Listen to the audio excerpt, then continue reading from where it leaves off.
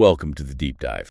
Today, we're jumping straight into just one sword, but it's a pretty potent one. It is. We're looking at modern political activism through its... Yeah, our mission here is really to unpack its core argument about, well, the motives behind some very visible social movements. Right. The source itself is a YouTube monologue. It's titled The End of the Free Palestine Scam. Okay. And it focuses squarely on the Pro-Palestine movement, which the speaker claims has been going for about 2 years. The main thrust is that it's more about political status than, say, actual humanitarian goal. And the source really hangs its argument on something we could call the activism paradox, doesn't it? It does. It points to this perceived silence, like a lack of public celebration from activists after it announced, supposedly about Trump, about a potential deal. A deal involving hostages coming back and made real pausing act. Exactly. And the source expected, I guess, people to be screaming from the rooftops, but claims they weren't. And this is the crucial part.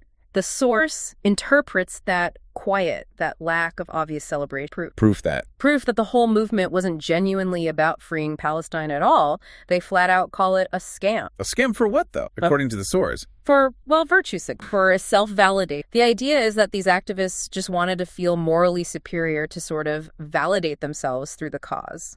So the source basically weaponizes the reaction or lack of reaction to a potential resolution. To undermine the movement's original stated intent. Exactly. It suggests the intent was maybe fraudulent from the start. And then it gets into identity, which is really interesting. This is a key step in the argument. The source argues that for the people involved, this movement became a huge part of their personal identity, using symbols like the watermelon emoji in their social media bios. Right, the watermelons in their bios. The source calls it adopting a fake flag of a non-existent nation. It sounds harsh, but that's the claim. So if the movement, or the scam, as the source calls it, potentially ends, what happens to that identity? Well, that's the question the source poses. It suggests the end of the conflict, or the cause, basically strips away this adopted identity. And it predicts what? People just move on. Not exactly. Two possibilities, according to the speaker. Either full-blown retaliation, like trying to keep the conflict going to preserve their identity, or they just disappear, vanish from the scene. Okay, so how does this specific critique connect to maybe broader themes or other movements? Well, the source explicitly lays out what it sees as a template baked into the pro-Palestine scam. A template involving specific terms and accusations: genocide, starvation, colonizers, the idea of white man versus the black man, and pointedly the scapegoating of the Jewish people. And it doesn't stop there, does it? It draws parallels. No, it explicitly connects this pattern to other causes.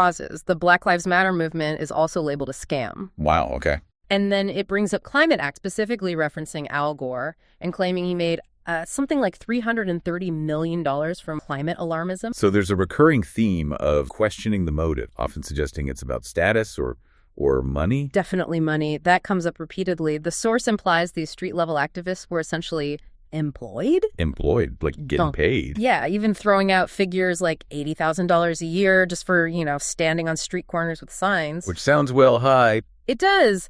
And source then asks pointedly, what will these people do now that their gig is supposedly over? The implication is the whole thing was financially driven. Okay, so wrapping this up, what does this all mean for you, the listener? I mean, it's clear this source offers a really harsh, very polarized view. Extremely polarized. It's claiming that the reaction or non-react potential piece proves modern activism isn't about... Right. It's about identity politics, seeking status, maybe financial gain, not really about achieving the humanitarian aims they taught. So it leaves you with a pretty stark question, doesn't it? Which is? If the ultimate goal of any movement is peace or resolution, should you focus more on the actual policy outcomes that achieve that stated goal? Should you focus more on the public reactions, the celebrations, or lack thereof from the people who championed the cause? Yeah. What tells you more about the movement's true nature? That's something to think about.